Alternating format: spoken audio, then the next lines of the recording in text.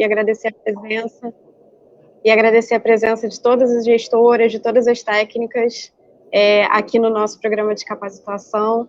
É uma felicidade a gente receber a professora Ildete aqui hoje, né? A professora Ildete que integra o Departamento de Economia da UF, né? Que integra também o programa de pós-graduação em Serviço Social na Universidade Federal Fluminense, um nome reconhecido na militância feminista, um nome reconhecido em todo o país em relação à pesquisa, né, sobre trabalho com recorte de gênero. Imagino que vai ser muito frutífera essa aula hoje. Gostaria de desejar uma boa aula para todas aqui presentes e, novamente, agradecer aí a disponibilidade e a participação da nossa professora Ildete Pereira. Enfim, seja muito bem-vinda, muito obrigada mesmo, aqui em nome da Secretaria de Estado da Mulher, pela sua participação aqui no Capacite Mulher. Soraya?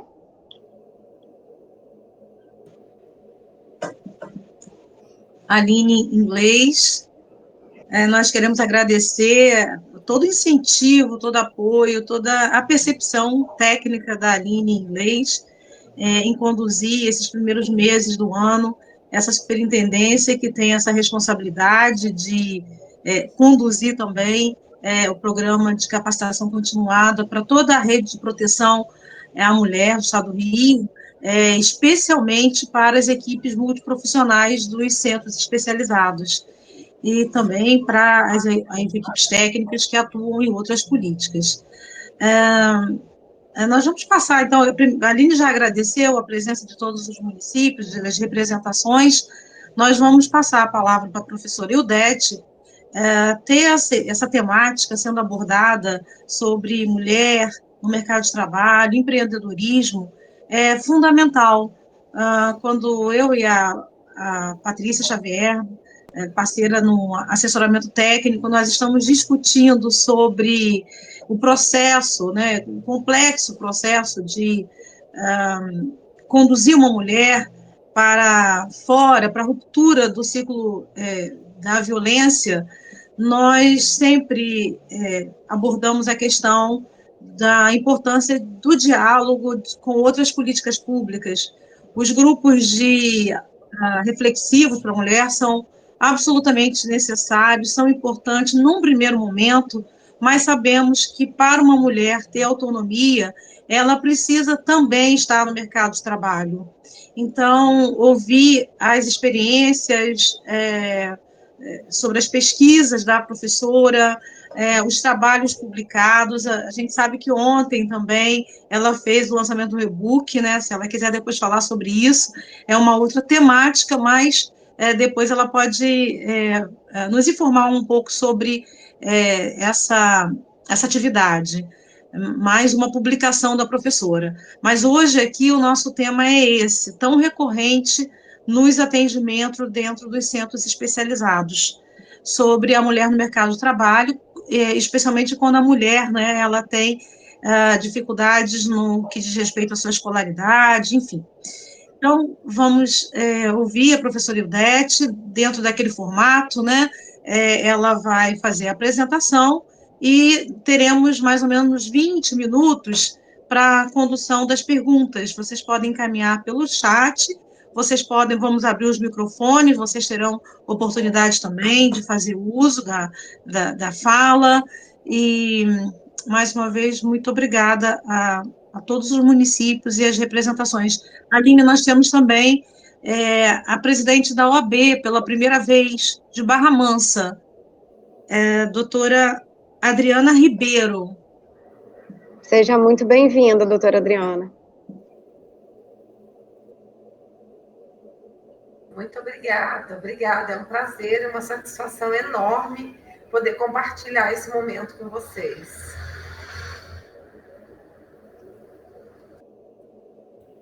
Alô? Professora Ildete, então, com a palavra. Estamos todas ouvindo, todas e todos.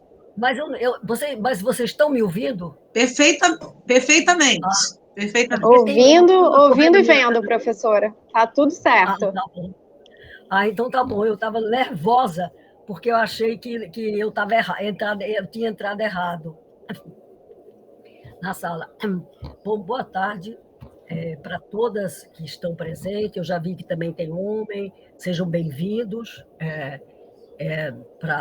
nessa discussão, porque nós temos que refletir sobre a condição feminina. E vocês têm que aprender que há uma nova mulher surgindo na Terra e que o futuro de vocês depende desse diálogo conosco. Quer dizer, eu tenho muitas esperanças que a geração de vocês que está aqui presente seja a geração que vai dar o pontapé final e criar uma condição feminina melhor. Vocês me desculpem, eu estou muito rouca, eu já fui para o médico hoje, mas ele descartou a possibilidade de pneumonia e eu tô bem, mas não tô. A minha voz não. Eu não tenho a voz desse jeito, entendeu? Mas é paciência. Nós não controlamos o corpo, o nosso corpo totalmente,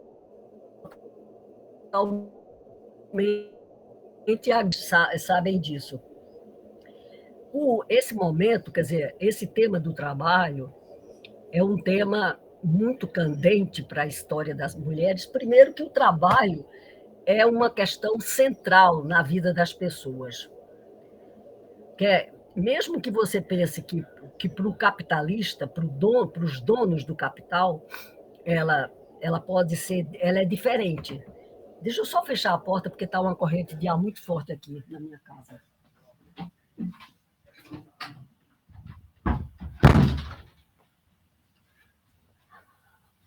Desculpem, de repente. E o que é? Quando a gente olha mercado de trabalho, o que é o mercado de trabalho? Né? Então, o nome já está dizendo tudo. Né? Então, na nossa sociedade,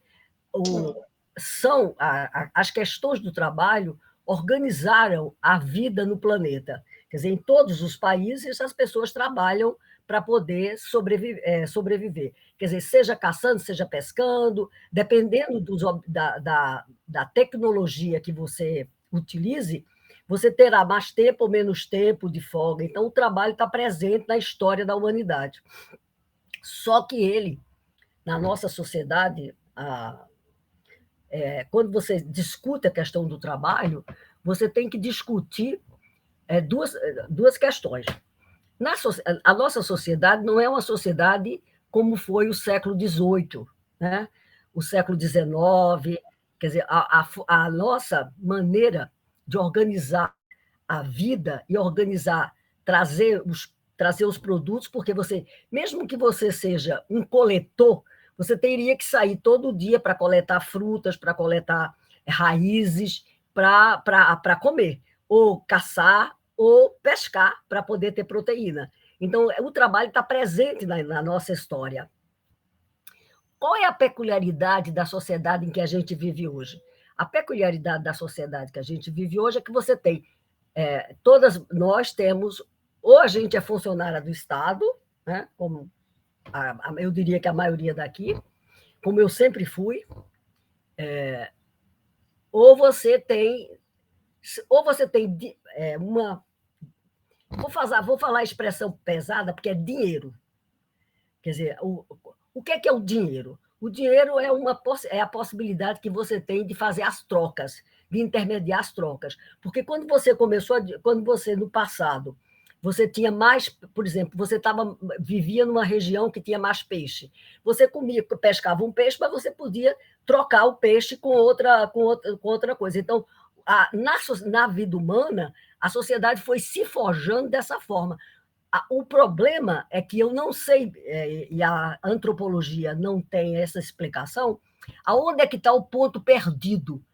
Qual é o ponto perdido? É quando alguém disse, esse pedaço de terra é meu. Numa sociedade agrícola, ter terra, que é as sociedades do passado, era fundamental. Quem descobriu a agricultura foram as mulheres, porque os homens eram pescadores e coletores.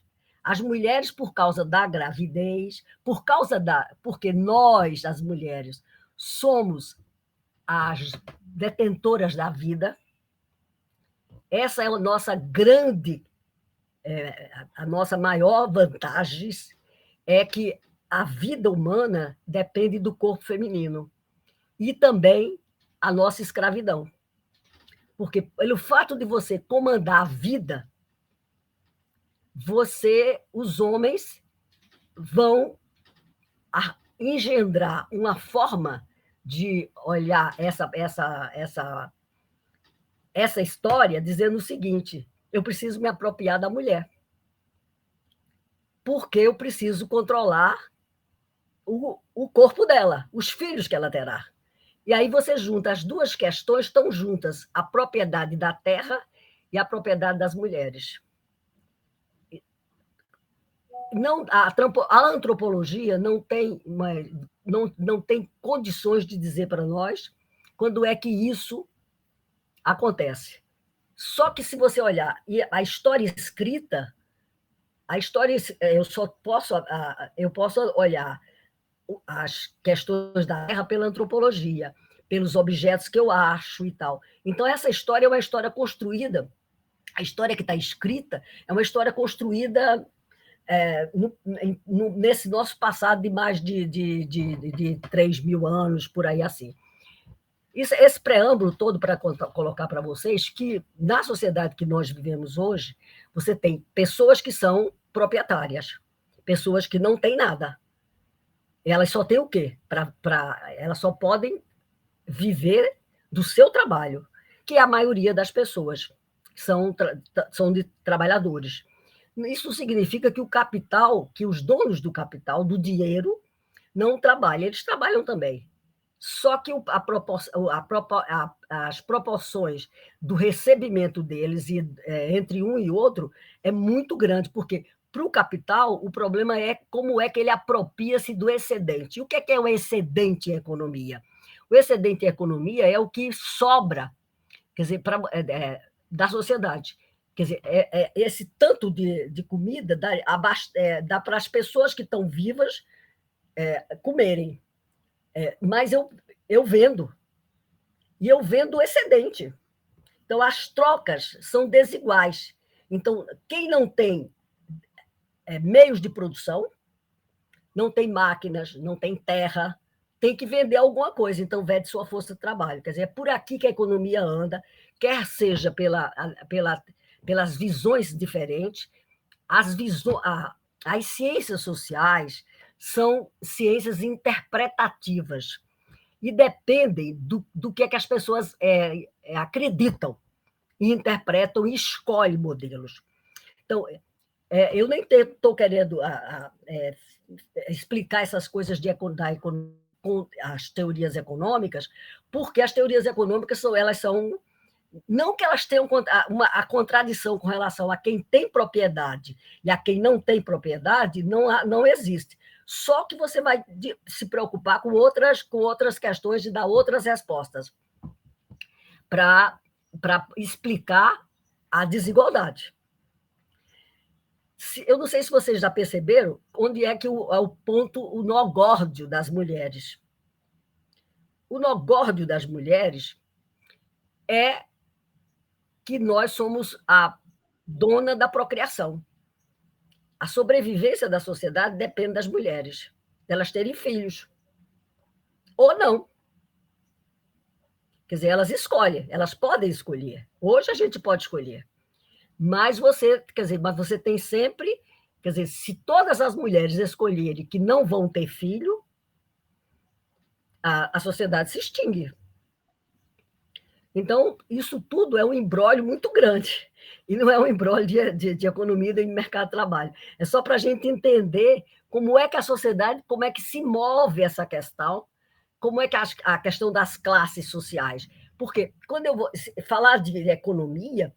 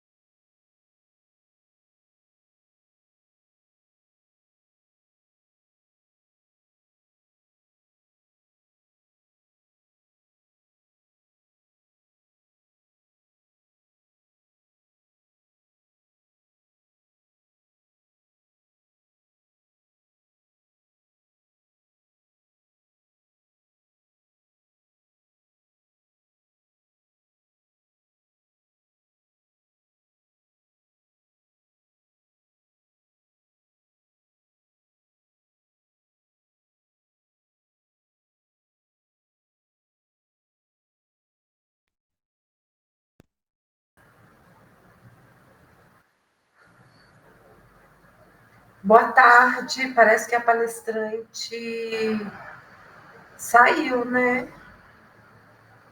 Alguém me ouve?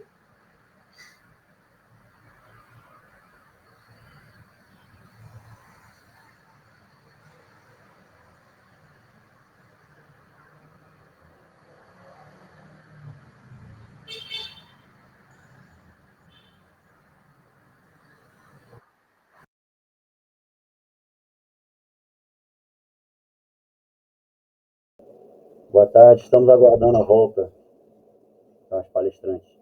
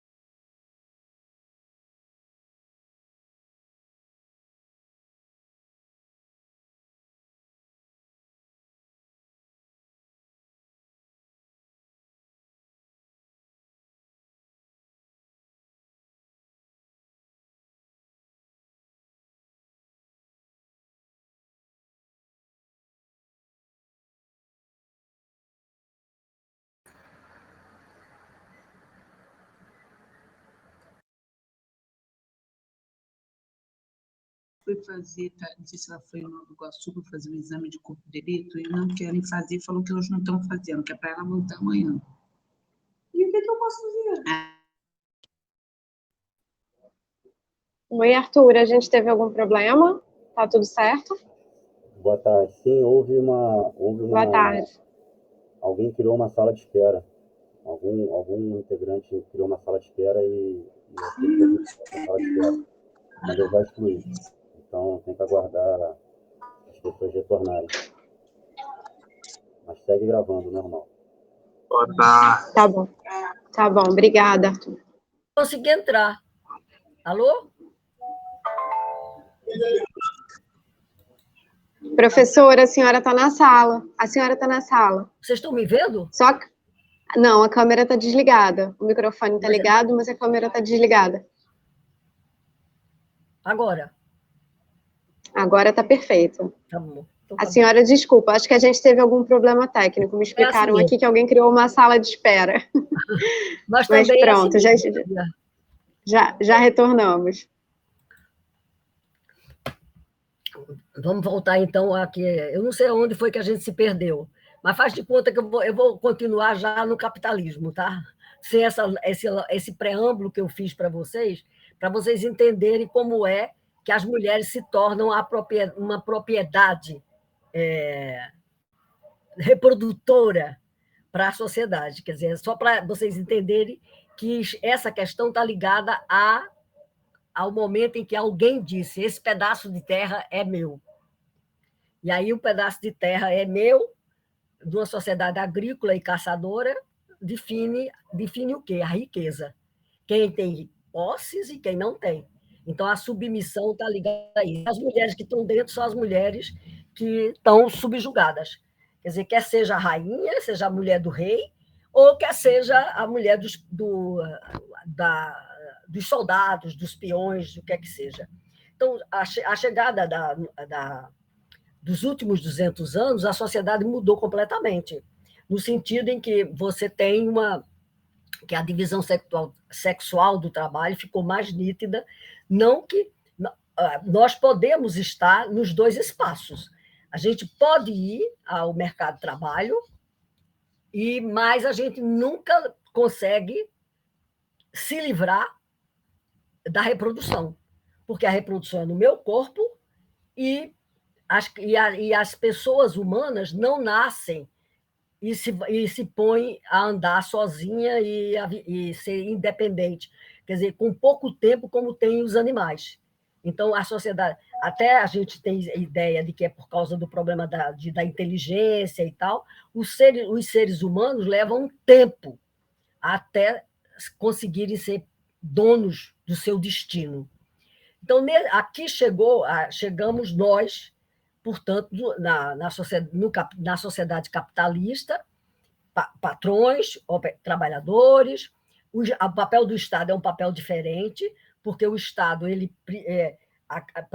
para poder se organizar melhor, a sociedade, ao longo dos séculos, apareceu alguém que disse aqui, eu sou o rei disso aqui, porque eu posso cobrar imposto para poder proteger vocês. A primeira noção do Estado é uma noção de proteção.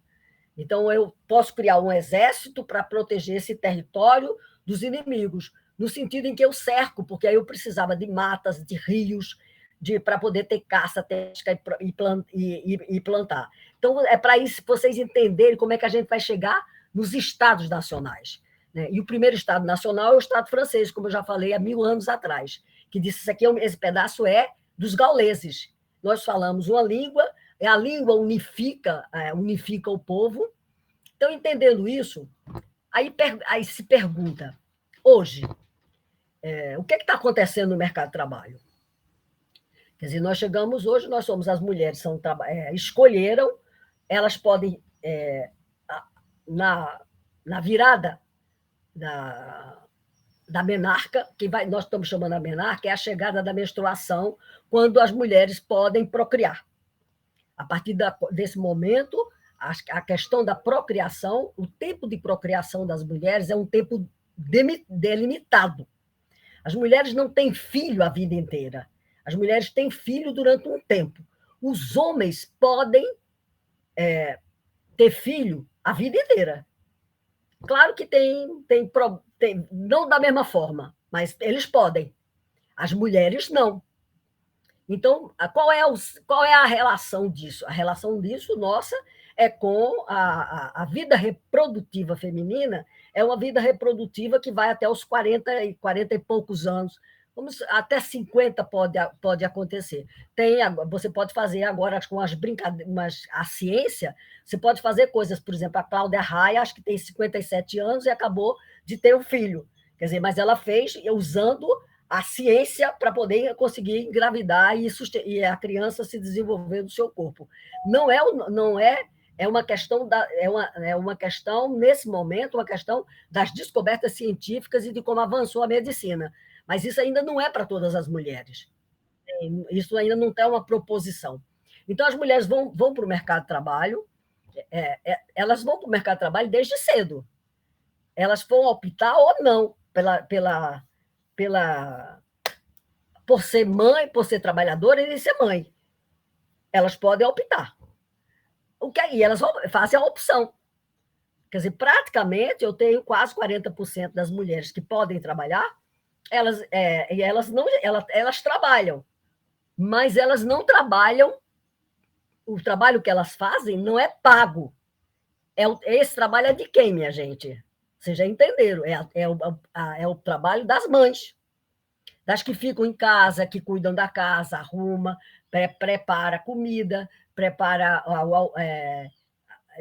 lava prato, prepara roupa, cuida dos seus filhos e cuida do seu marido, cuida da sua... É perfeitamente cabível a sociedade dar um status da dona de casa, faz até músicas para elas, ela é a dona de tudo, quando fecha a porta. Então, ou ela pode tentar conciliar. Hoje, eu diria que quase a metade das mulheres, na idade que pode trabalhar, a partir de 16 anos de idade, elas estão nos dois mercados. Elas são mães, a maioria delas, e são trabalhadoras, como todas vocês que estão aqui nos ouvindo. São as duas coisas. Isso implica em várias questões, né? Implica porque a socialização das crianças precisa, se não tem uma mãe, elas têm que ir para a escola. Precisa ter escola. A escola Não pode ser de 4 horas, porque quem vai para o mercado de trabalho não trabalha 4 horas. Se for para trabalhar 4 horas, vai ganhar bem pouquinho. Porque esse é um outro problema os homens enchem a boca para dizer. As mulheres, em 2023, em maio de 2023, no dia 18 de maio de 2023, as mulheres ganham cerca de menos, um pouco mais de 20%. As mulheres não ganham 80% do que ganha um homem, ocupando a mesma função. Por que será isso? E agora tem toda uma discussão. Até o governo lançou um programa há 2 semanas atrás, no dia 1º de março, dizendo uma coisa que eu até agora eu não consegui entender aquele projeto. Porque ele está dizendo uma coisa que está na CLT de 43.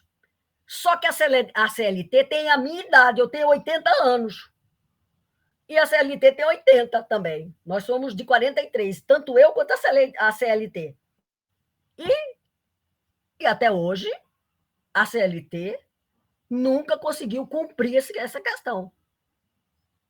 Por quê? Você pode perguntar, por quê? Porque a lei é ruim?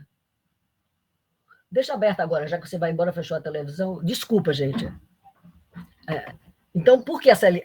Não, a CLT está lá, bonitinha. A legislação é uma legislação que contemplaria a gente. Esse projeto que passou no Congresso, eu já dei uma lida nele, não consegui entender, porque onde é que está a alteração da CLT? Não tem alteração na CLT. O problema do brasileiro é que a gente tem uma grande tradição de colocar na lei, mas não coloca na vida das pessoas, que difere um pouco de outros países. Aí você pode dizer, mas por que a gente coloca na lei? A lei tem 80 anos e até hoje nunca foi cumprida. Por que a gente tolera isso? Aí é a organização social nossa. A gente tolera. Nós não conseguimos nunca fazer uma greve das mulheres brasileiras contra os baixos salários e contra ganhar menos.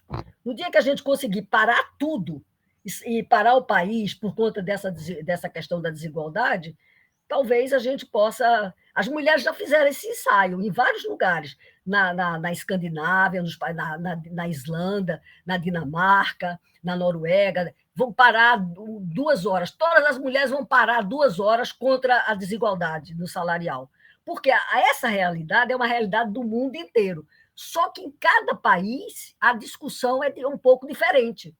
Eu diria que, no caso nosso, a gente tem uma diferença grande. E esses 20% que está agora, ele não era há 40 anos atrás. Em 50 e em 70, ele era de 40%. Hoje ele já está em 20%. Mas nesse passo, a gente vai levar a vida inteira e não chega lá. Nenhuma de vocês vão ganhar igual aos homens no futuro remoto. Então, aí vocês podem se perguntar, por quê? A gente tem mais escolaridade que os homens, porque essa foi uma luta das mulheres brasileiras que nós ganhamos. Primeiro que o Estado brasileiro nunca fez nada para educar as pessoas. Não pense que isso é uma questão que está posta quando houve a proclamação da independência. Até houve uma primeira lei de educação, em 1827. Mas o Estado nunca criou escolas no território nacional, em todos os lugares, para que todas as crianças fossem para a escola.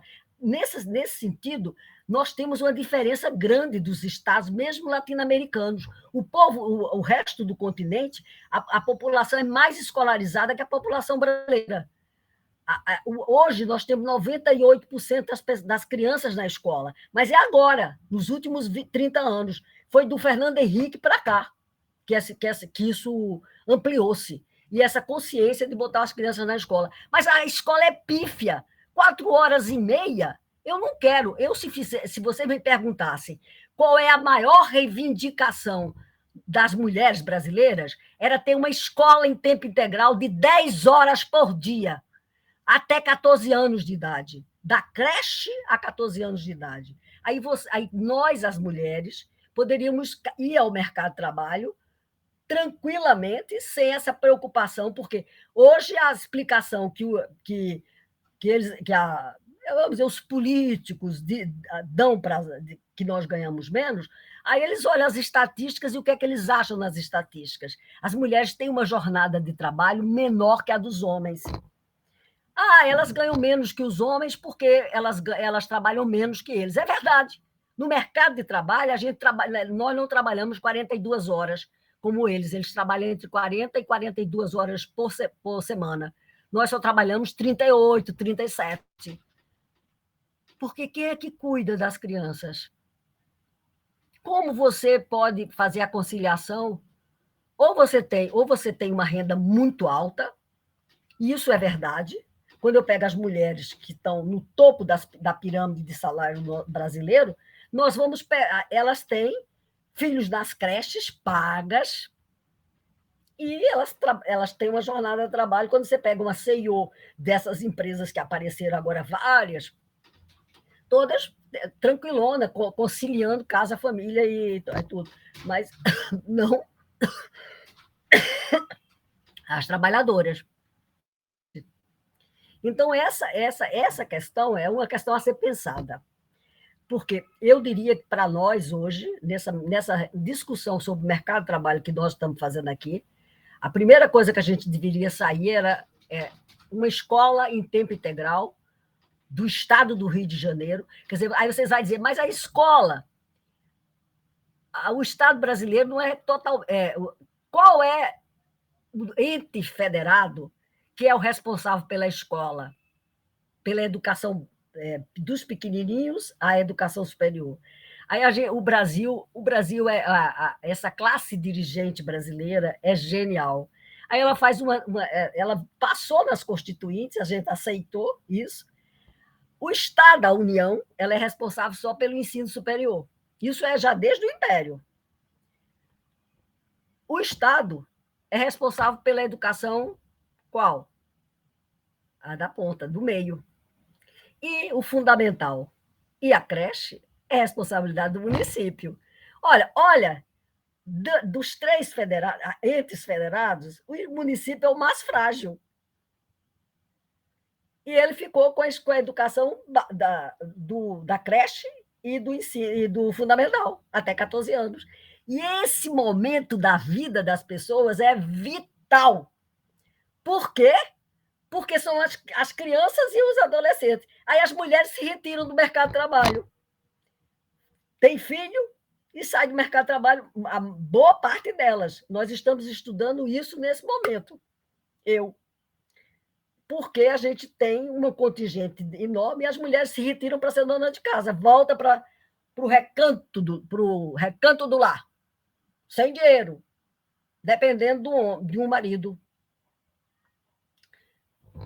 Tudo isso faz com que o mercado de trabalho seja um mercado de trabalho extremamente sexista. Porque, para nós, as mulheres, a variável é a variável mais chave. Não é que eles não entendam, como chegou uma mensagem para mim agora. O problema é que para os homens é muito cômodo passar a responsabilidade da reprodução da vida só para as mulheres. Eles nos fecundam, mas eles não são responsáveis por isso. Eles se sentem fora disso. Então, você que é a mãe. Aí a Santa Mãezinha, você faz um Dia das Mães, faz homenagem, leva flor, não sei o quê, ppp. Eu quero isso, eu quero a igualdade. A florzinha pode deixar para lá. Porque se eu conseguir igualdade, a gente vai... O filho não é só da mãe, o filho tem um pai e uma mãe, né? Ainda o bebê inventado de proveta ainda não é um experimento que a gente deve até ser contra. Acabou com esse negócio. Essa questão não pode ser resolvida por laboratório. Embora a gente está numa encruzilhada da tecnologia nesse momento, com o chat GTP e essas coisas todas. Não sei, o futuro O futuro a gente não consegue adivinhar. Eu posso olhar para o passado para projetar o futuro. É o que nós estamos fazendo aqui agora, né? Então, essas reflexões que nós estamos fazendo, quer dizer, vocês são mulheres que são atuantes nas secretarias de mulheres dos municípios do Rio. Vocês já perceberam, então, que o município é a pata fraca da coisa do Estado, e ele está responsável por uma questão vital das mulheres, que é a questão das crianças. Porque para pensar na dona de casa, para pensar na igualdade, a gente tem que começar abrindo as possibilidades para as mulheres serem o que elas quiserem. É muito fácil dizê-lo. O problema é conseguir colocar isso na vida das pessoas. E aí a teoria vai explicar. Não, as mulheres vão para o mercado de trabalho, são mais escolarizadas, só que a gente ainda tem um outro porém. Como a gente é educada desde menininha para cuidar, eu vou dar só um exemplo, que para mim é o exemplo mais sério que vocês devem observar na vida, que é quando você pega uma criança de 11 meses do sexo masculino e uma criança de 11 meses do sexo feminino. Eu não estou discutindo nada aqui com relação às questões identitárias, porque as questões identitárias é uma questão de escolha das pessoas já na fase adulta. Então, estou fazendo aí uma digressão, olhando para uma criança de 11 meses do sexo feminino e do sexo masculino. Olha quais são os brinquedos que você dá para a menina e dá para o menino. Você não acha que tem uma diferença? Dá uma bola, um caminhão para o menino e dá o quê para as meninas? Uma boneca. Matou! Ao colocar uma boneca na mão da menina, o meu microfone tá dando problema? Bom, vou continuar, tá? Estou ouvindo bem. Tá? A Vilma de Souza Neves está dizendo... Não, que não, ela disse que não, tá bom. Porque eu achei que ela estava aqui. Tá ótimo, tá bom, então, perfeito. Obrigada, Vilma. Então, quando você dá uma boneca na mão da menina, e não dá para o menino, porque você podia dar a boneca para os dois, para que os homens se acostumem que a vida é precisa ser cuidada. E aí os bebês, o bebê não é só da menina, é dele também. Aqui muda tudo. Mas para isso é preciso ter coragem de fazer engolir nas prefeituras, na educação, e a gente precisa ganhar as professoras, professores, para uma educação não sexista. Uma educação que faça com que as crianças olhem para os cuidados dos seres humanos, limpar a casa, ter um dia na escola, um momento na escola, que todo mundo vai limpar a escola, que é para ele aprender que a casa não é só da mãe, que a mãe dele é que tem que limpar. Então, isso que alguém aí da plateia já colocou. As crianças são socializadas, os meninos para quê? Para ir à luta, jogar bola, pegar caminhão,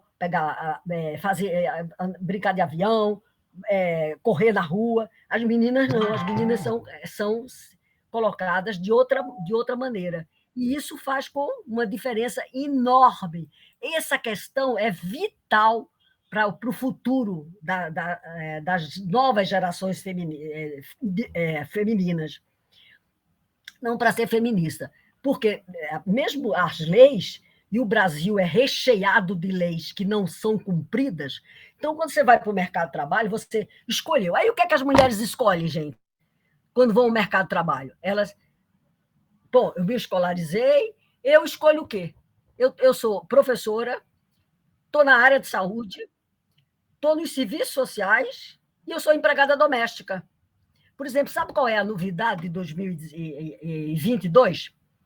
A novidade grande é que, quando eu olho o mercado de trabalho, onde é que estão as mulheres no mercado de trabalho, até 2013, do primeiro censo do Brasil, em 1872, depois o segundo, que é em 1920, a partir daí teve 20, 40, 50, todos até agora, bem, o de 22 não saiu ainda, ainda está andando, né?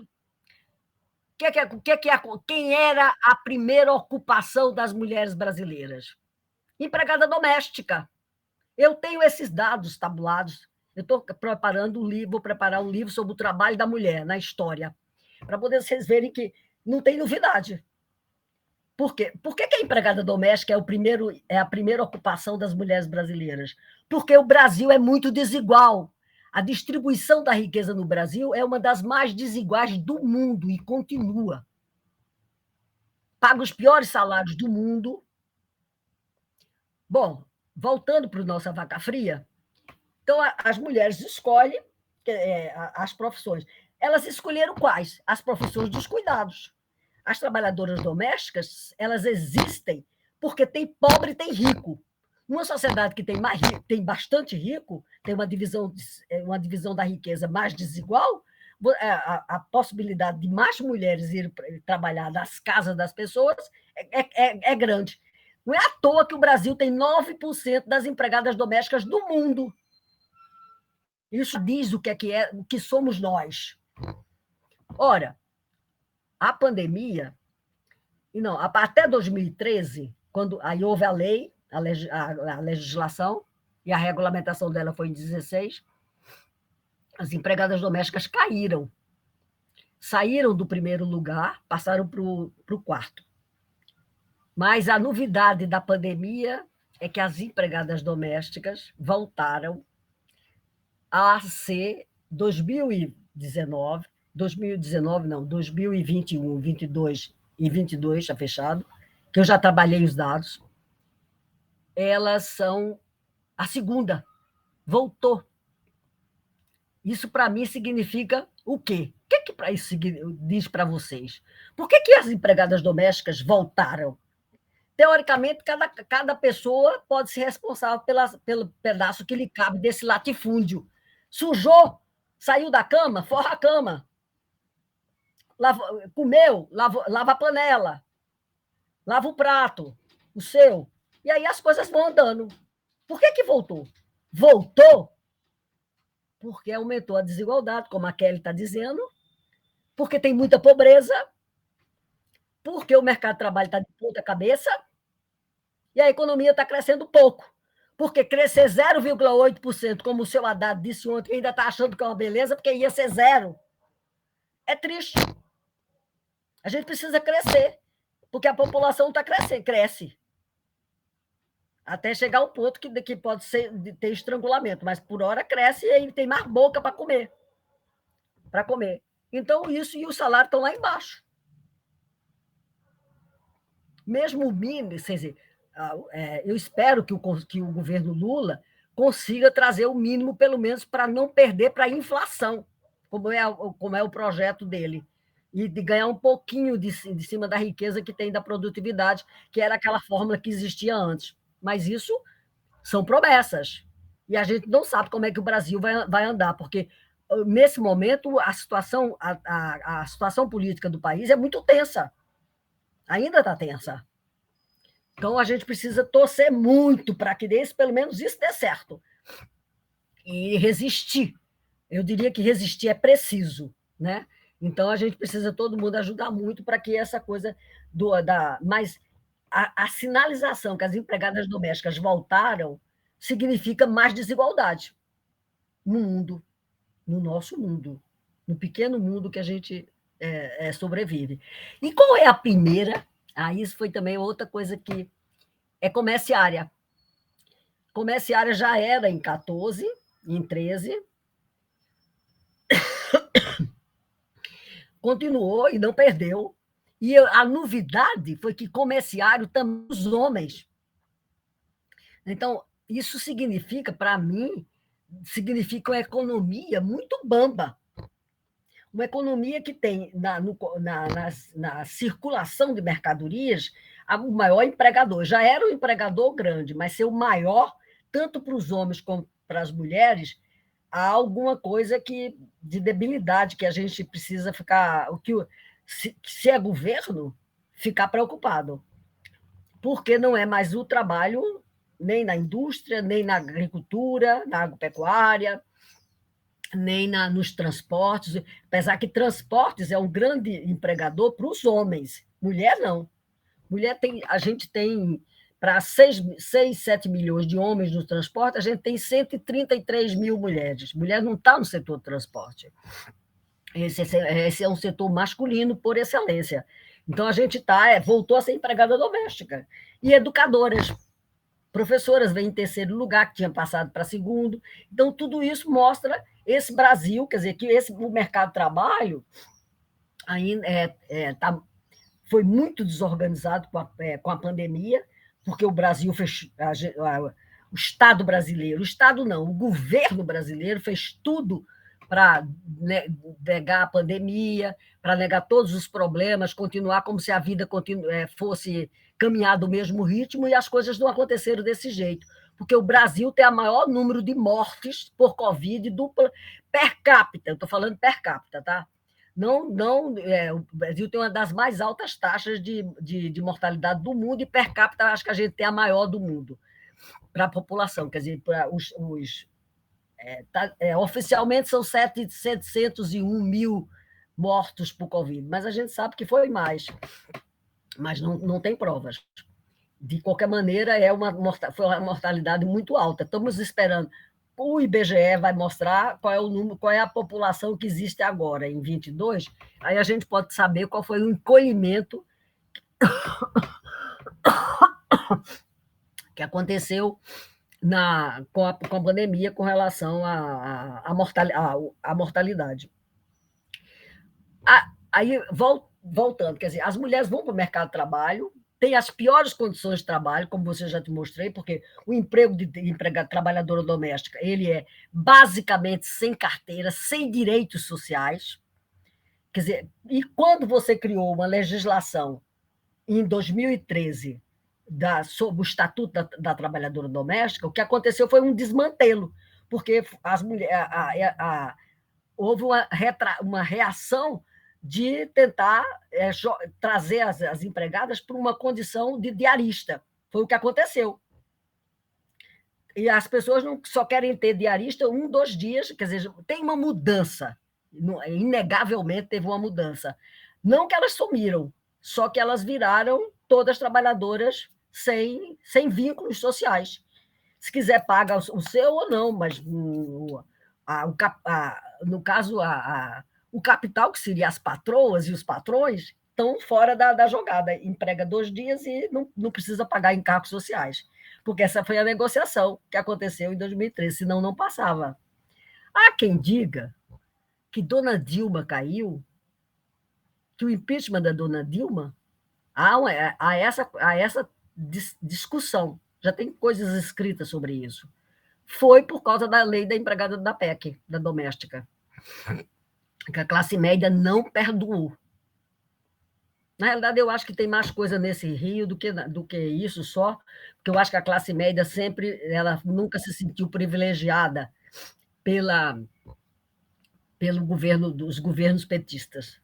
Então, o aumento do salário mínimo, que teve aumento o tempo inteiro, quer dizer, pelo menos nunca caiu abaixo da inflação, e ainda incorporava um pouco do IPC. Tudo isso, você me desculpa, que eu não tô boa da garganta, e eu estou tossindo, então desculpem, mas é assim que a gente tem que caminhar. Assim caminha a humanidade e assim caminha a vida de todo mundo. Uma hora está boa, outra hora está pior. Então, as mulheres, portanto, o que é que então você tira disso? Você tem uma divisão sexual do trabalho, tem trabalho de mulher e trabalho de homem. Né? Quando eu digo as mulheres escolhem essas profissões 4 que eu falei, professora, porque as mulheres são professoras, 90%, 92% das professoras do ensino fundamental são mulheres. Aí, na universidade, é um equilíbrio, metade, metade. Mas a universidade não é a maioria dos professores do Brasil, tá? Então, professora mulher, nos hospitais, nas casas de saúde, nas UPAs da vida, são as mulheres. E qual é na outra? Você tem saúde. Nos serviços sociais são as mulheres e das empregadas domésticas. Aqui eu tenho eu tenho 76% das mulheres que são trabalhadoras e dona de casa, porque o grosso das mulheres fazem uma dupla face. Embora, agora com a pandemia, os dados que a gente tem, primeiro é que as mulheres sempre foram muito mais desempregadas que os homens. O patrão, em geral, o patrão é masculino. Então, entre botar um homem para fora e uma mulher, ele bota a mulher. Isso é a tradição. Quem estuda mercado de trabalho já viu isso desde os anos 50, 40, no caso brasileiro, e o Brasil não é diferente dos outros estados, as mulheres são postas para fora por conta dessa coisa. A mulher tem um cuidado, a mulher é cuidadora e ela cuida de alguém e alguém está responsável por ela no ponto de vista que tem um homem na família que cobre ela. Então você bota a mulher para fora. Continua. Essa tradição que o desemprego feminino, historicamente, é maior do que o masculino, está presente na vida da sociedade capitalista. E continua. Ora, diante disso tudo, quer dizer, as mulheres vão para o mercado de trabalho, uma divisão sexual do trabalho, que tem trabalho de mulher e trabalho de homem, elas não ganham igual aos homens. Vocês viram que a gente tem uma diferença de rendimento de 20%, dependendo da profissão é maior, da escolha que você fizer é maior ou não, mas é 20%. E olha que é 20% em 2023. Porque se você pegar o dado de 1970, como eu trabalho com isso, você ganhava 56% do que ganhava um homem. Quer dizer, se você olhar de 70 para 23, são quantos anos? São 50 quase. 50 anos. Nós avançamos, saímos de 56% do salário médio dos homens para ganhar 80%. Desse jeito, nem as bisnetas de vocês que estão me escutando vão ter igualdade. A igualdade nunca chegará desse jeito. É preciso de ação política nossa. Então, você tem isso, né? Você vai ao mercado de trabalho, mas não ganha igual. E se você for para o mercado de trabalho e já for muito estrelada, porque a educação é um prêmio para todas as pessoas, para os homens e para as mulheres. Só que o prêmio masculino para a educação é muito maior do que o nosso. Eu preciso ter muita educação, mestrado, doutorado, e nem assim eu ganho igual a ele. E ele não precisa ter o doutorado, basta estar com o bacharelato. Então, você tem o prêmio da educação masculino é maior que o das mulheres. Porque a educação das mulheres é maior, mas elas ganham menos. E quanto mais estrelada ela for e ele, maior é a diferença. Então, a educação dá um prêmio, mas o prêmio não é igual. Então, você já percebe que no mundo do trabalho você tem, portanto, um teto de vidro. O que é que vocês estão agora... abre um jornal, aparece na TV, nos repórteres e tal.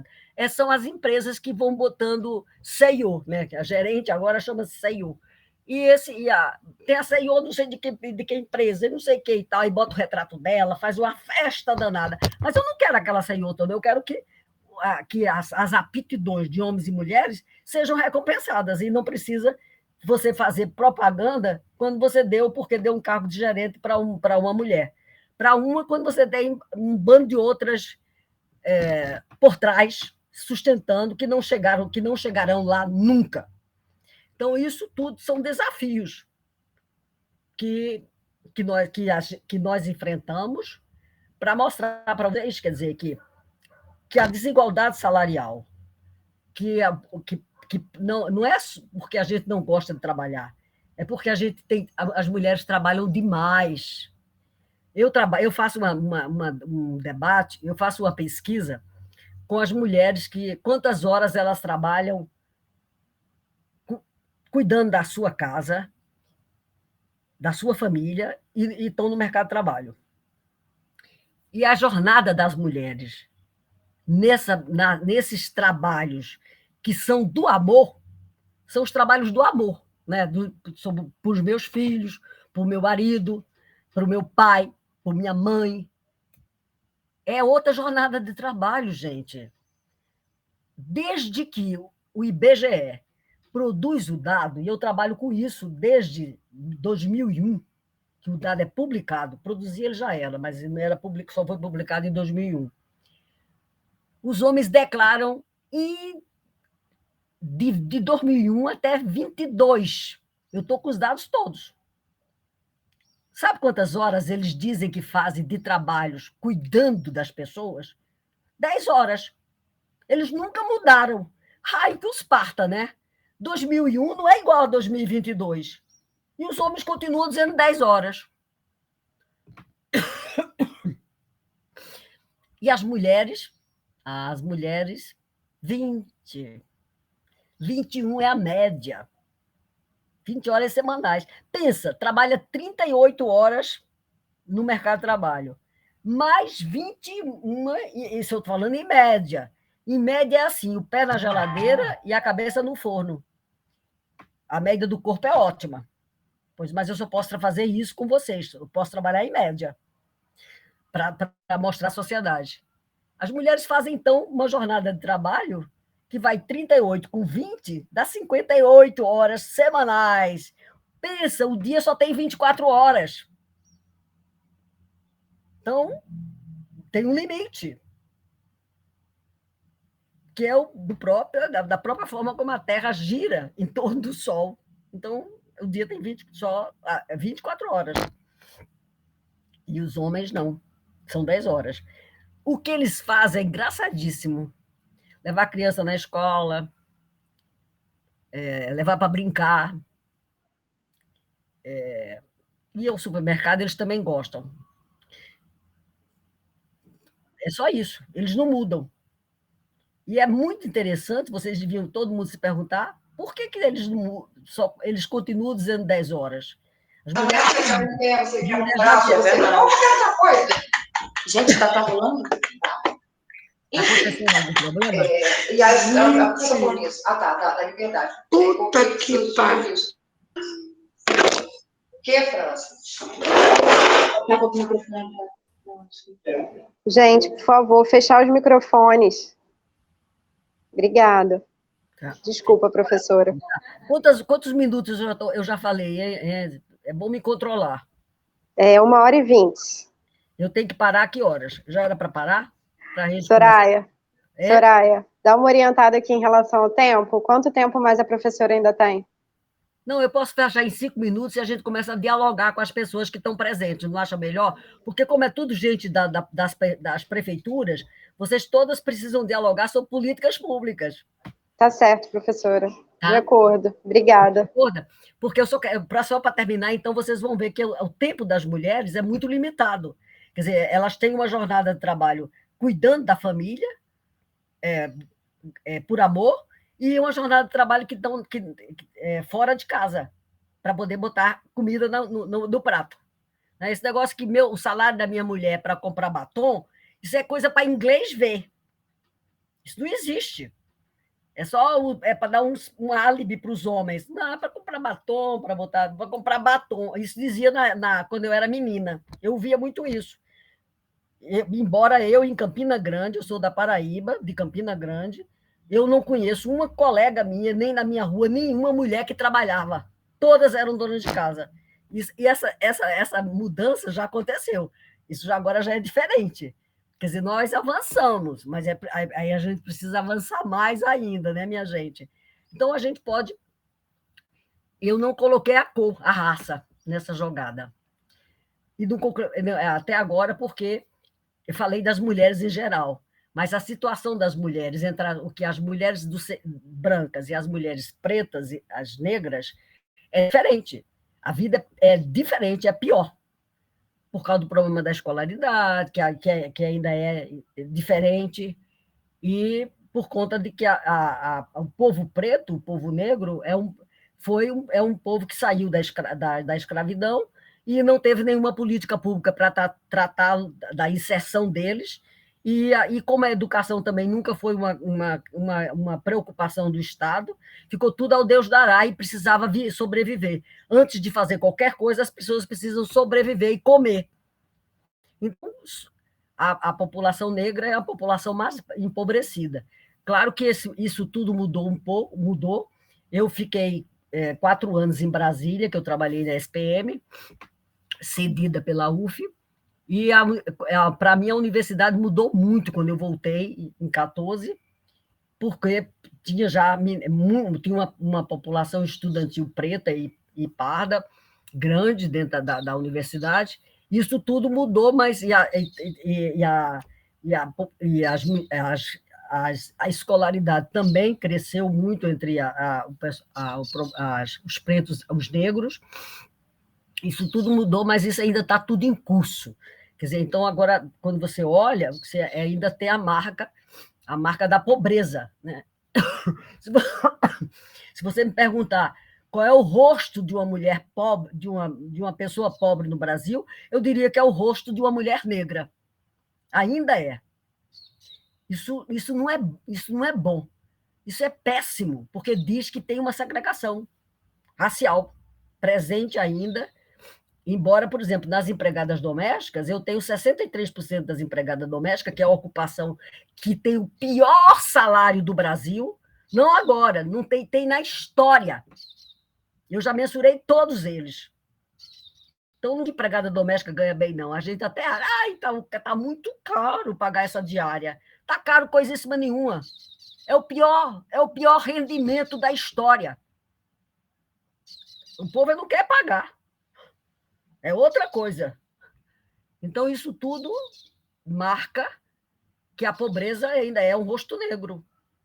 Isso tem que acabar. A pobreza não precisa ser... Quer dizer, se a gente tem 54%, 56% de pretos e pardos, você tem 40 e tantos de brancos. As empregadas domésticas, meio que 40%, 44% se declara branca. Mas, no caso brasileiro, a raça é declaração, né? Então, precisa ver quando é que tem política pública. Então, a gente precisa, portanto, partir para discutir políticas públicas.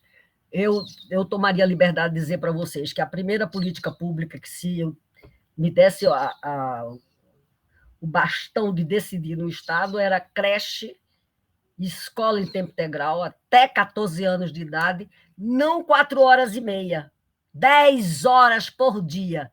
Quer dizer, você podia pegar antes, mas a criança ficaria 10 horas protegida para poder você ir ao mundo, você ir à luta. E tentar conciliar sua vida familiar com sua vida trabalhadora. Até hoje, o Brasil não assinou o tratado da OIT, a Instrução 283, que é a conciliação família-trabalho. O Estado corre como o diabo da cruz, com medo dessa legislação de garantir a igualdade, entendeu?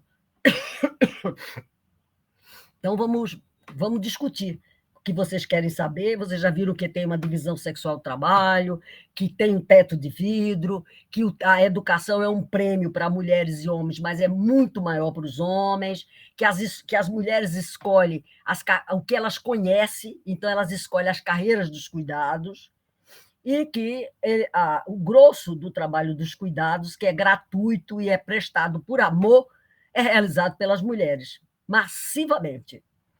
E o Brasil não é diferente dos outros países, não. Isso é igual nos outros também. Só que, como aqui cabe a nós, brasileiras e brasileiros, né, discutir o nosso quinhão. Então, portanto, vamos à luta para lutar por políticas públicas que mude essa situação e permita que a igualdade não seja um sonho, seja real para todas nós.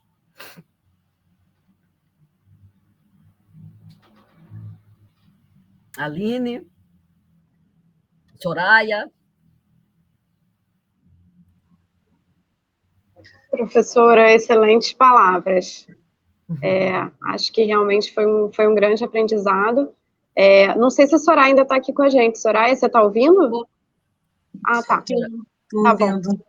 Então tá. Soraya está com a mediação, professora. Eu passo para ela, então. Eu não sei se a gente ainda tem se a gente já tem perguntas no chat.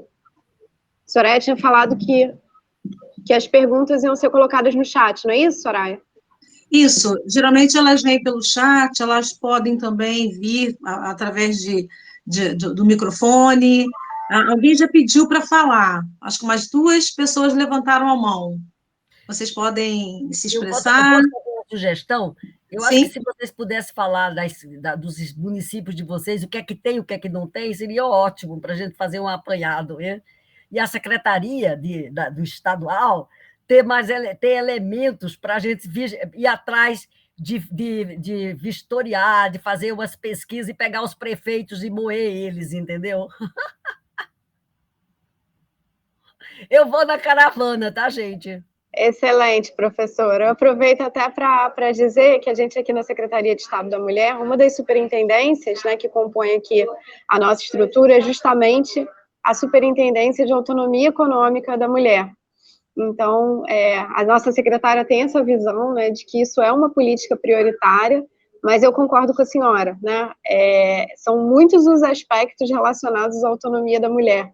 E, realmente, a questão do cuidado, né, é um aspecto que não pode deixar de ser visto pelas políticas de forma alguma. Eu acho que ele é essencial. E a gente vê muito isso quando abre, né, vaga de capacitação, né, vaga de emprego, né, dificuldade que as mulheres têm realmente de conciliar essa questão da vida familiar com a vida profissional. E elas se retiram do mercado de trabalho. A maternidade, eu estou trabalhando agora com esses dados. A maternidade faz com que as mulheres se retirem, ou elas são demitidas, os homens também eles são demitidos, e elas ficam sem emprego, entendeu? Então, as crianças pequenas, até 14 anos, é uma discussão pesada. Vamos lá, gente.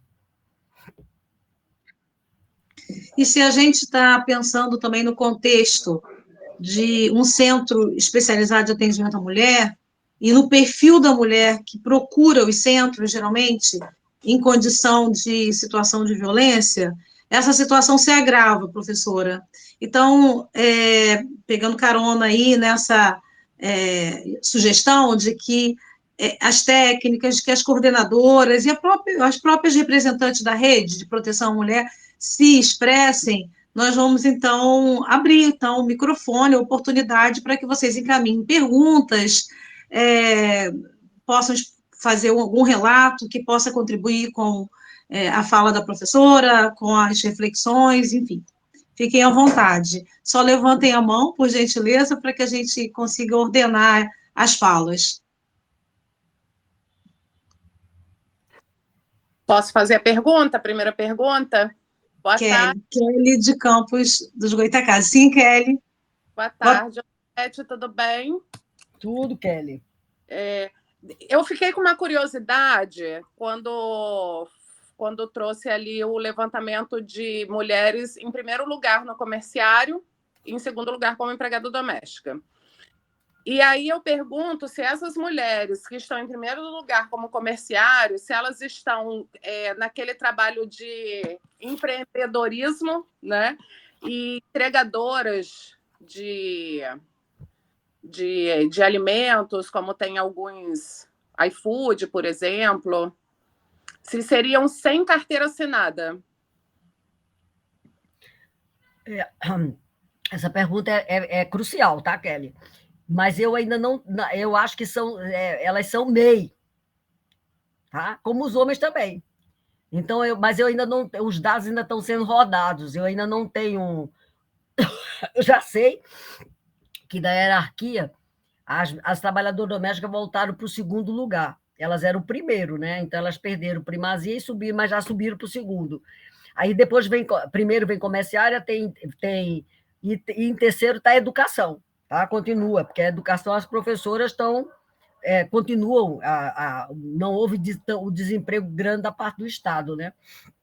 Mas eu acho que, no caso do comércio, tantos homens, porque, atenção, a novidade é que homens e mulheres são comerciários.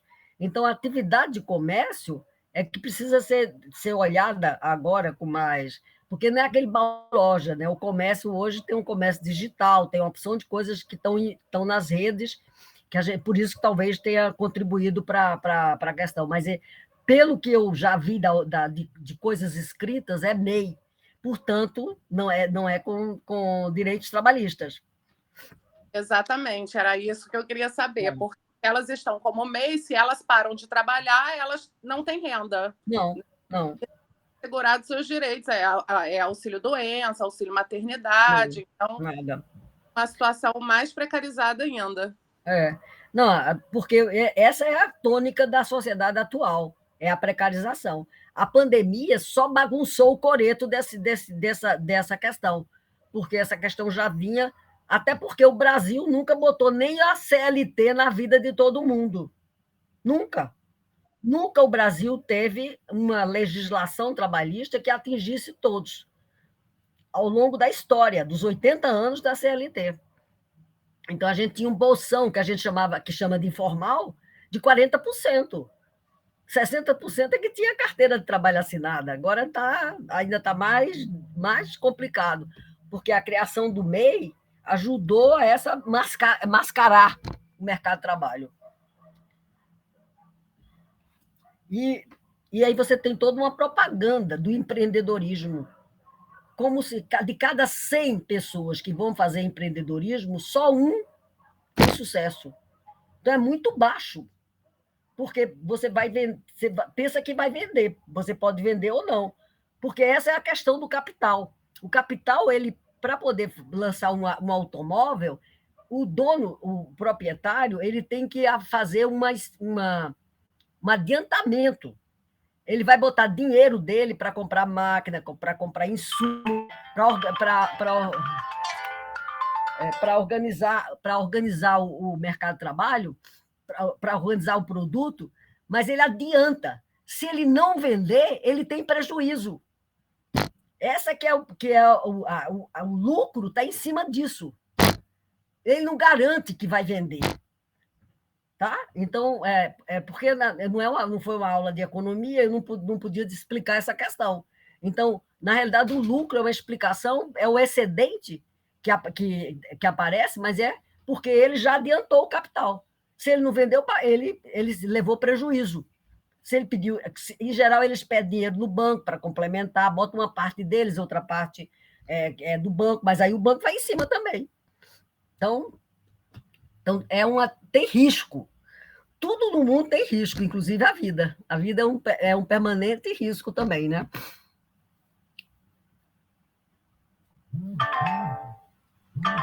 Obrigada, Kelly, por ter encaminhado sua pergunta.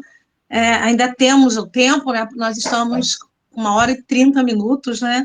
Inclusive, já adiantar, dizer que essa aula está sendo gravada, vai subir para o YouTube da Secretaria de Estado da Mulher, assim que foi editado o vídeo, então vocês terão a disponibilização do conteúdo de hoje. Mais alguém gostaria de encaminhar alguma pergunta? Pode abrir seu microfone, levantar a mão.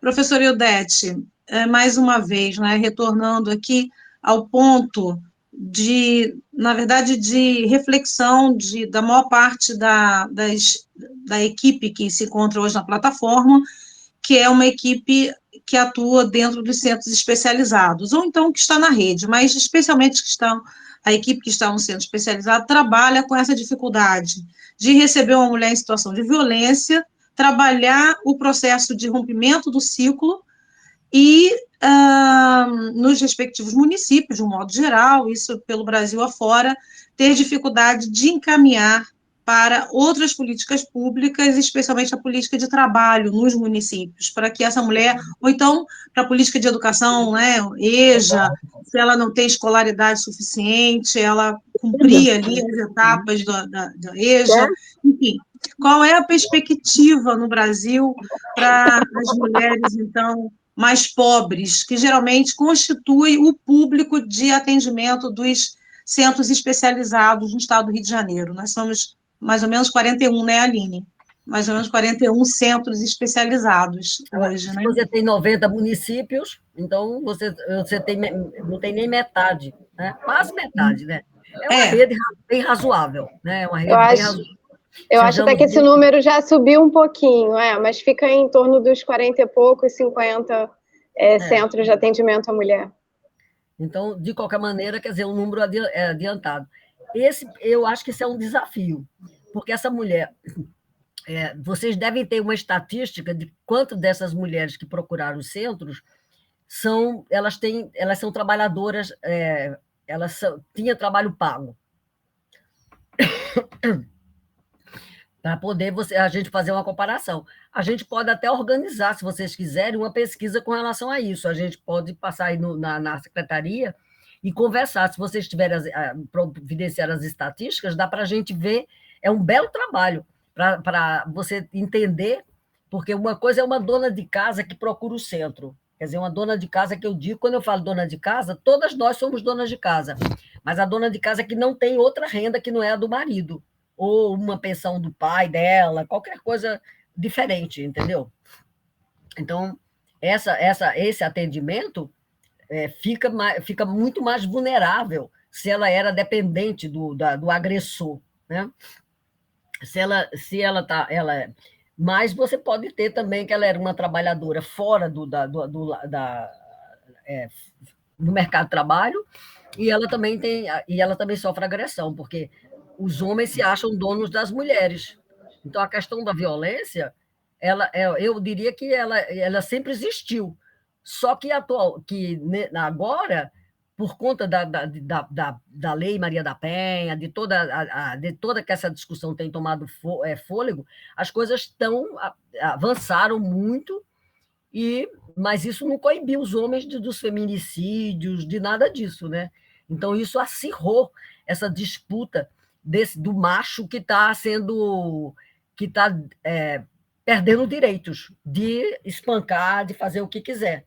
Então, isso tudo é preciso que a gente fique muito unidas, todas nós, e tentar dar saída para essas mulheres. Eu não vejo saída para as mulheres que sofrem violência de não sair daquela relação conflituosa. E, para isso, elas precisam ter meios de subsistência. Uma pessoa que não é dona da sua subsistência, que não pode responder pela comida que bota que não tem nenhuma participação na comida que bota na boca, é complicado. É uma dependência muito, muito séria. Por isso que a gente precisa passar para as mulheres que todas têm que ter autonomia econômica. Que a autonomia econômica é uma questão de vida ou morte.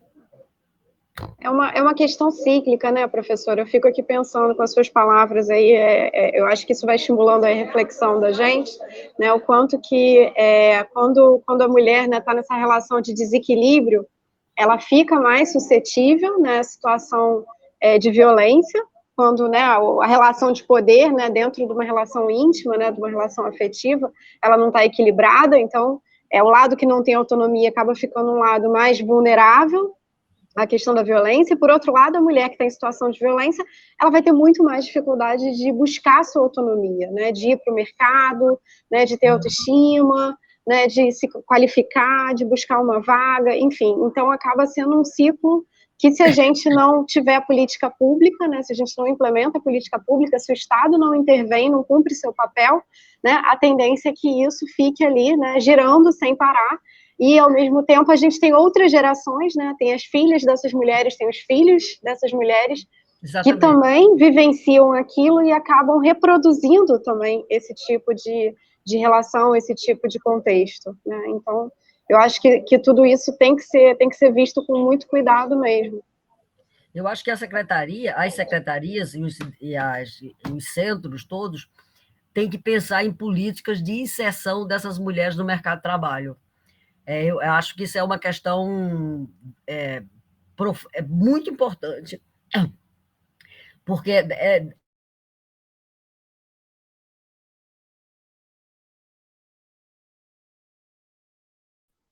Microfone, professora.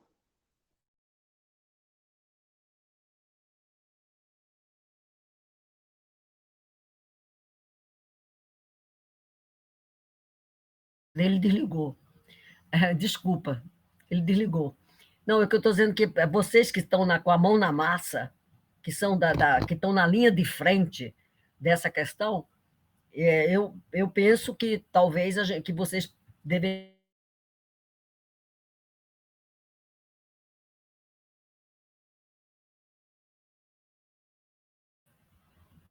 Tá desligando, não sei por quê, não sei como. E vocês deviam pensar numa forma de fazer inserção, de dar autonomia econômica para elas, para poder elas saírem do ciclo vicioso. Agora, isso não é fácil, eu concordo com vocês, porque eu fui da SPM, né? Então, sei bem disso. Por exemplo, eu trabalhei com SIDA e tal. Eu não era da área de violência, eu era da área de trabalho, né? Porque eu sou economista, mas a gente cooperava todo mundo uma com as outras e tal. Nem naquela época a gente não chegou a essa questão, porque tinha uma outra secretaria de autonomia econômica, mas de oferecer cursos, de criar outras perspectivas para as mulheres no mundo do trabalho, até saindo dos trabalhos dos cuidados. Fez curso para ladrilheira, porque mulher é muito mais cuidadosazinha na questão. Então, ladrilheira era uma ocupação que as mulheres se deram bem, mas precisa de ter experiência. Então, você precisa pensar em como você pode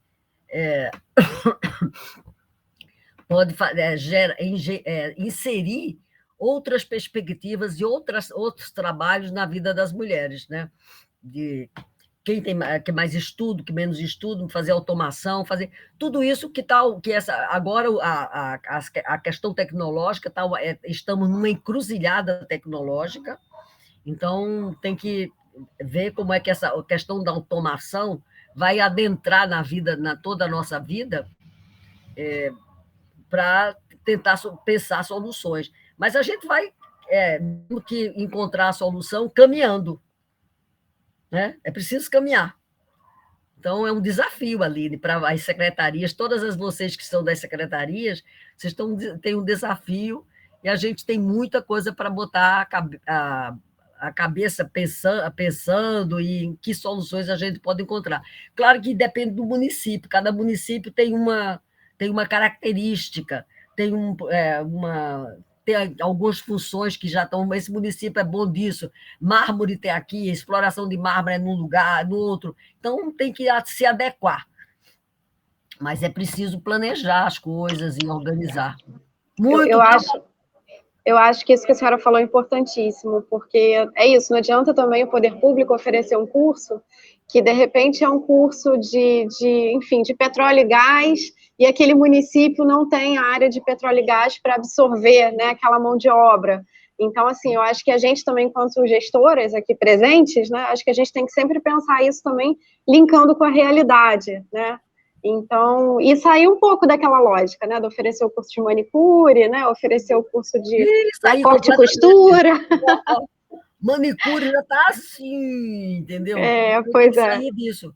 Agora, você colocou uma questão importante, quer dizer, o Rio de Janeiro é um estado privilegiado. Ele é muito dilapidado, isso é outra coisa. Mas a questão do petróleo, o Rio de Janeiro tem 2 complexos muito significativos, que é o complexo de óleo e gás e o complexo da saúde. Esses dois complexos fazem um polo tecnológico, além de ser uma capital também significativa para a educação, que a gente cedia as grandes universidades, ainda São Paulo e Rio tem uma situação universitária privilegiada, então, de poder educar a população. Então, isso gera emprego e também gera oportunidades maiores. Mas o petróleo e gás e saúde, porque eles dois fazem um grande vetor tecnológico do futuro. Porque o petróleo, bem ou mal, ainda vai ficar aí mais uns 30 anos como combustível. Provavelmente. A substituição ainda é sonho de uma noite de verão. O que vai vir? Né? Os ventos e não sei o que. Vai vir, mas tudo vem. Mas não sei se para a gente. Né? Para mim, seguramente, não verei. Né? Porque quem tem 80 já sabe qual é a esperança de vida sua. Mas pensa bem, vocês são gestoras públicas, nos seus estados, fazem debate, chama a sociedade de cada cidade, movimenta a sociedade. Porque na hora que você faz um debate, você traz as mulheres, você pode abrir, chama o que é produzido no seu município, traz as empresas que são responsáveis por isso, para discutir.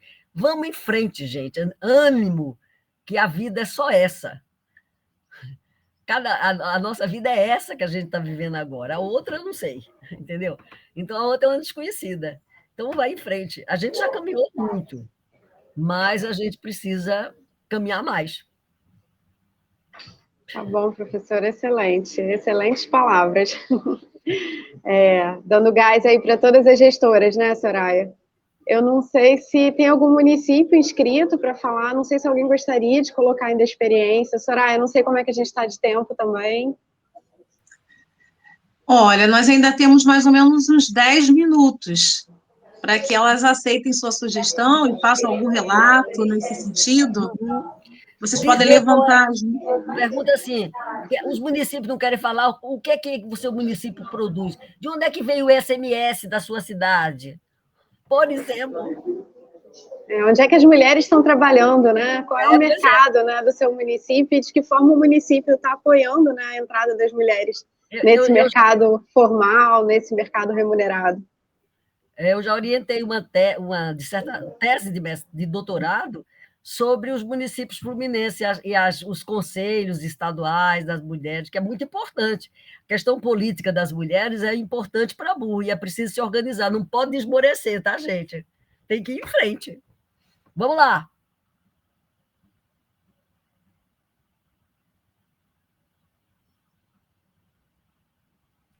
As pessoas ficam tímidas, ficam com medo de falar.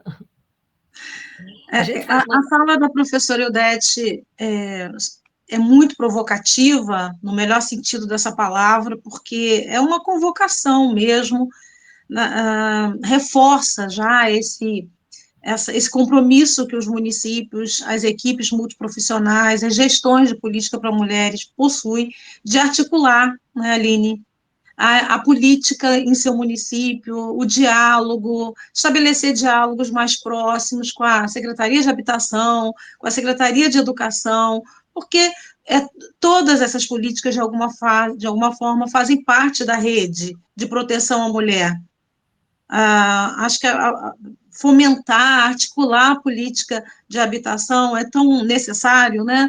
A política de trabalho mesmo, né, no sentido de saber quais são os potenciais do território para que essa mulher possa desenvolver habilidades que sejam coerentes com as possibilidades também de trabalho, né, de desenvolvimento do trabalho em seu município. Eu ainda diria que, mesmo nos municípios, eu acho que a ideia da escola em tempo integral mais ampla, é uma forma de você trazer as donas de casa com filhos até 14 anos para esse mundo.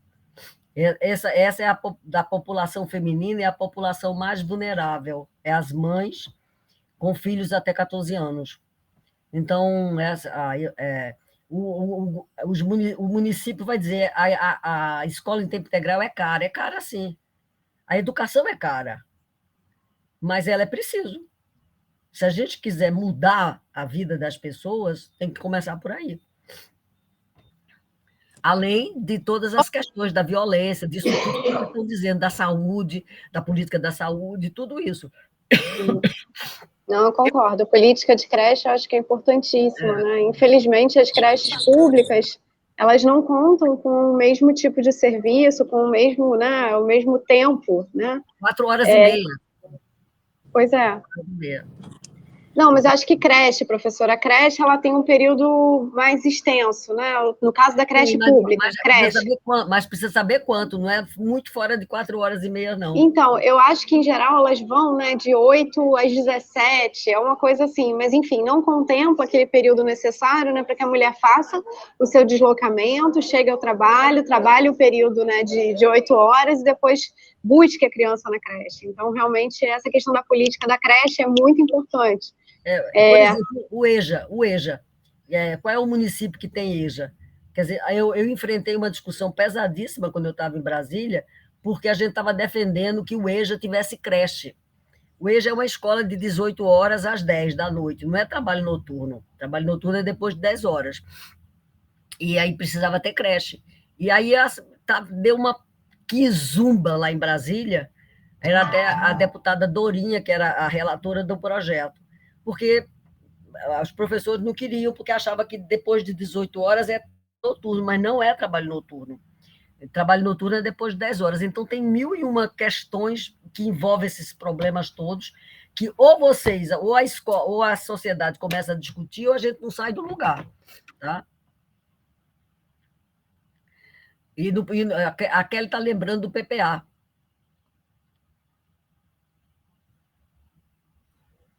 Oi, Kelly. Você quer falar, Kelly? Explica um pouco melhor aí o que você estava dizendo em relação ao PPA. Você está falando das ações previstas no PPA? De votação, né? De pleitear os orçamentos, porque a gente tem o plano plurianual, né? E para poder conseguir fazer as políticas públicas, né? Ter orçamento para isso. Você chegou no ponto certo. Sem dinheiro não tem administração. Então, vocês que estão vindo dos outros municípios, podem se preparar para ir brigar na hora de votar o orçamento do município, viu, gente? Não dá para achar que os vereadores vão passar em branco. Eles precisam ter a voz de vocês no plenário, dizendo assim, nós queremos isso, isso, isso, isso e isso. Ou vocês fazem isso e mexem no orçamento, ou nós morremos na praia, tá? Isso também convoca aí os conselhos, né, de defesa da mulher, porque depois do orçamento tem o desenvolvimento e execução das ações e também tem que ter a fiscalização, né, o papel fundamental dos conselhos municipais, fiscalizar as ações que são voltadas para as mulheres e também, além do orçamento, e ter também o trabalho de monitoramento, fiscalização, competências de um conselho, é importante também apresentar serviços de qualidade, né? O Brasil tem 25%, é isso mesmo, professora, da arrecadação bruta direcionada para a educação, né? Então, Não, para a educação, para a saúde, 15%, não é? Já mudou? Mudou? Não, mas precisa que ele seja gasto. Exato, e bem, sim, vigiado, exatamente. Vigiado. Exatamente, porque às vezes tem o orçamento, né, mas falta qualidade, né? Foi a questão das universidades, né? Muito acesso, mas precisa de uma constante qualificação também, né? Acesso, qualificação, oferta de serviços, qualificação. Quando você fala em universidade, porque no caso brasileiro, o ensino superior ele está majoritariamente na mão do ensino privado. A pesquisa que não está. Isso é outra coisa. Entendeu? Então, o Brasil sempre fez uma política educacional público-privada muito forte, desde o Império. Não é uma questão que nós não mudamos. Então, isso tudo faz com que essa questão... portanto, você tem uma qualidade do ensino público, universitário e do ensino privado diferente. Um é só dar aula, só dá diploma. O outro faz pesquisa e dá diploma.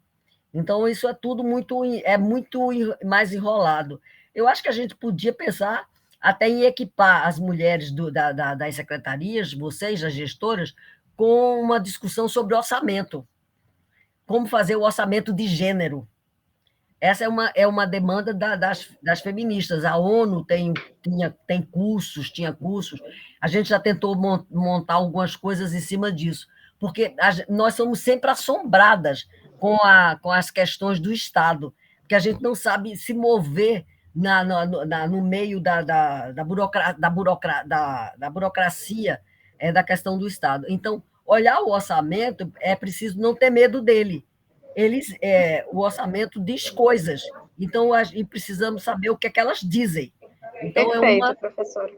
É uma outra ideia. Vocês podem montar cursos de 20 horas, qualquer coisa assim, e qualificar pessoas nas secretarias, tá?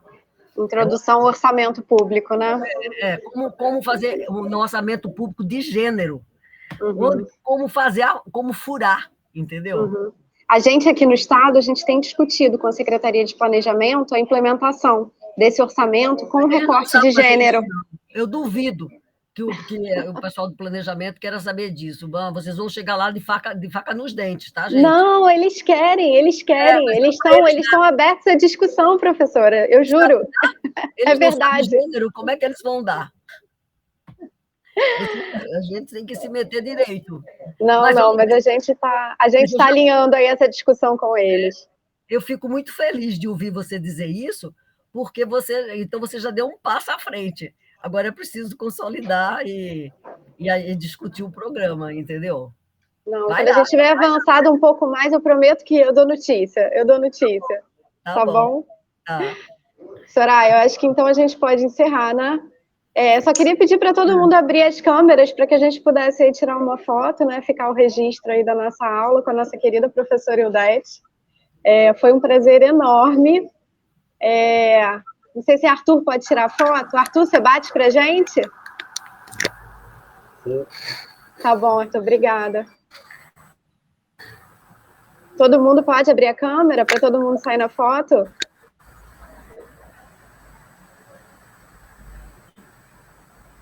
Pronto, acho que podemos. Eu estou muito louca, mas acho que eu dei para o gasto, né? Não, foi ótimo, professora, foi excelente. Tá? Agradeço aí o esforço, inclusive, tá? Imagina. Obrigada. Faz parte da vida. Arthur, acho que podemos.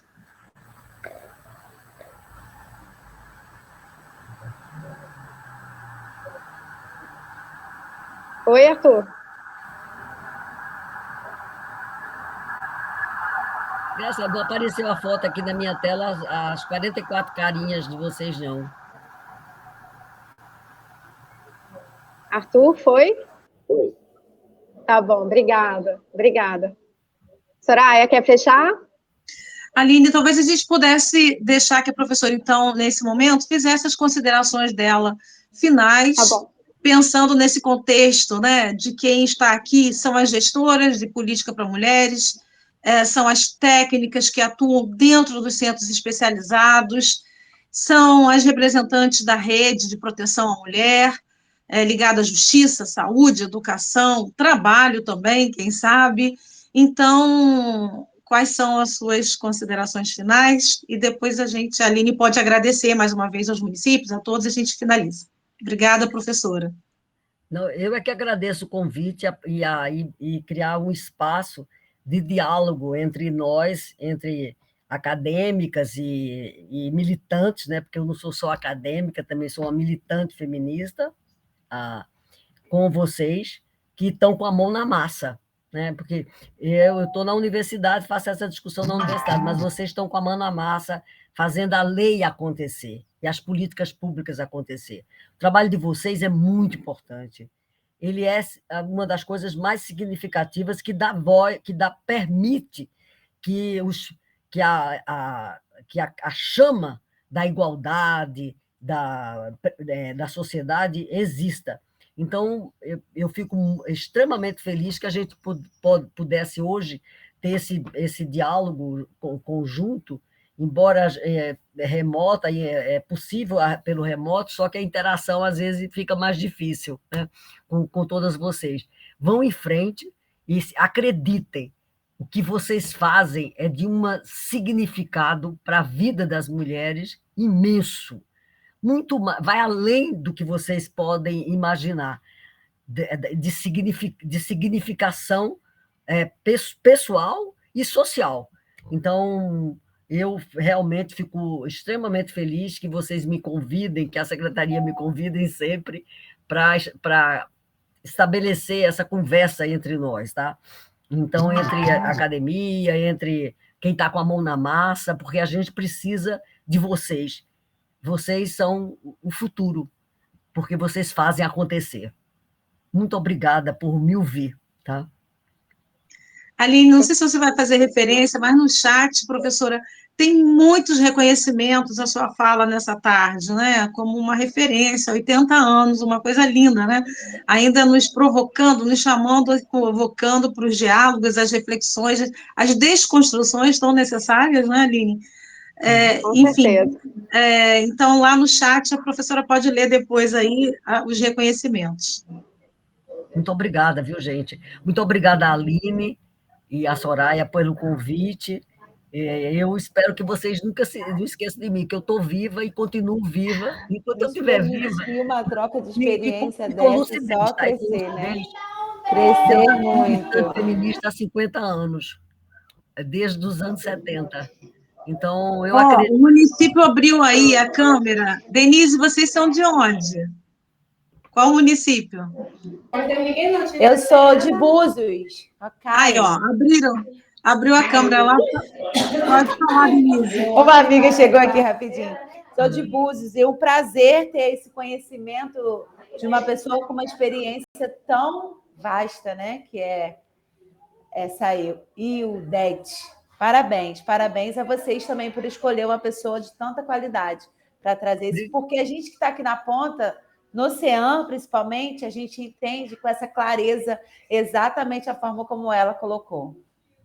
Muito obrigada.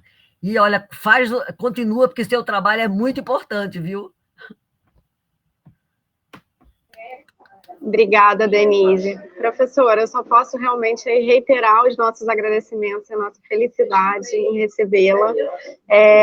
Como a senhora mesmo colocou, né, não é só uma professora, uma docente, uma acadêmica, mas é também uma habilitante da área. Então, isso dá um peso ainda maior, né, para tudo que a senhora colocou aqui hoje na sua fala em relação às questões relacionadas a trabalho, recorte de gênero, né? Então, realmente, acho que foi uma tarde riquíssima, né, de muito aprendizado para todas nós aqui. E gostaria de agradecer também, né, a todos os representantes dos municípios aqui que participaram da nossa aula hoje. O Estado aqui fica à disposição, né, de todas vocês, de todos vocês, para que vocês precisarem, em termos de orientação, de capacitação, de assessoramento. Soraya, Patrícia, né, um agradecimento especial aí pela organização do curso. Nossos amigos também do CEDIM, Arthur, que esteve aqui também presente com a gente, dando todo o apoio técnico aqui para que a gente pudesse fazer essa aula virtualmente. E aí deixo também a palavra para a Soraya, para que ela possa também se despedir aí de todas vocês, tá bom? Muito obrigada, uma excelente tarde para todas, e bom trabalho, como disse a professora, né? Não desanime, aliás, não desanime, né? Mas estejam sempre animadas, né? Aguerridas, e trabalhando, né, com compromisso, que eu sei que todo mundo aqui trabalha. Tá bom? Muito obrigada. Soraya. Aline, eu acho que com a sua fala, estimulando, né, o pensamento, a mais encontros, o seu agradecimento, a gente termina aqui. Já foi suficientemente, assim, bom, né? Então, obrigada, e a professora Odete, especialmente, todos os municípios. Vamos em frente! Sempre, professora. Um abraço para todas. Um abração, gente.